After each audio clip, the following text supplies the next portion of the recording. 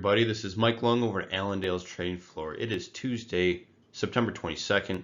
Starting the day off with a mixed bag on the market side of things. As you can see, corn's down a bit. Beans only up a couple cents at this point after selling off towards that 10.13 area, getting recovery in that 10.28 on the overnight session. And right now, sitting about the middle point. So definitely something to be watching, and we'll talk about the technical points on there later. The Dow and the energies are also a bit of a mixed bag after a big sell-off here yesterday. So we'll be monitoring all these markets, see if you do get another sell-off like we were seeing yesterday, more of that scared, just get me out kind of money going through. So something to be monitoring there. Crop progress report came out yesterday. Conditions a little bit better than expected, with harvest a little bit behind for corn. As you can see here, a little bit ahead of expected for the bean market and the bean harvest, as well as conditions. So a bit of a mixed bag, like we talked about for the prices. Same with the crop condition report, something to be monitoring. But at this point, we're going to be paying attention to this harvest number and seeing how these are coming along. Make sure there's no hindrance coming forward, and with the dry weather that we have coming for us throughout this weekend, you can expect to see that pick up again next week. On the fundamental side of things, we continue to see buying come in, so the demand bowl is definitely being fed at this point, and will continue to be so as long as China's coming in here day after day buying. But as of right now, we're only competitive until the beginning of November. So how long will they be able to feed that demand bowl, and is it going to be long enough to keep this supply gut and everything coming out of harvest from reaching to the supply bear, which at this point seems to have found a little bit of a footing after yesterday's big sell-off.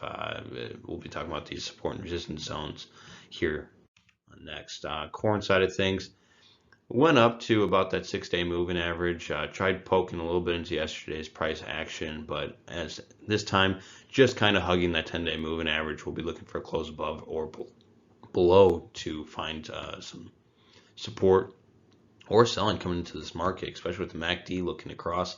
Not an overly bullish sign, but as I said, we'll have to see where we close. This 10-day moving average could be a big move for us, and after that, you got a couple moving averages that converge down here. That's going to be your 20-day and your 200-day.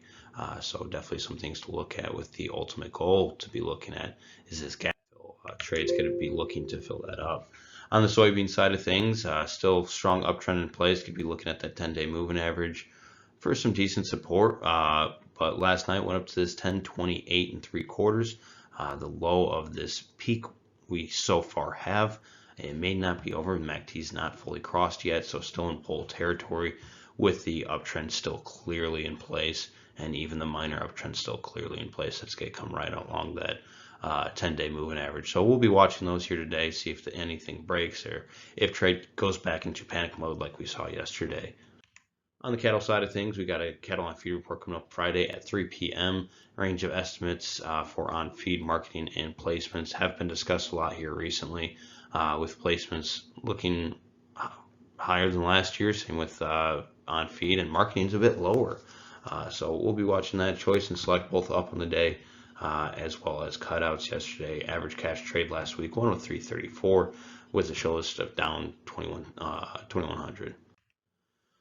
On the cattle side of things, you have some people talking about this head and shoulders potential top on the chart. A little bit sloppy with this shoulder, about double the size of the left shoulder. It does have a descending neckline, which is an interesting look, especially if you look at this downtrending line that you could draw in here that looks to be holding as now support. So we'll be watching this 20-day moving average, which held yesterday as support.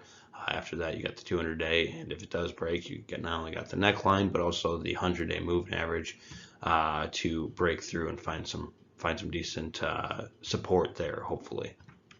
So any questions, please give me a call, 815-578-6177. But today for Allendale, this is Mike Lung. You guys have a great one out there.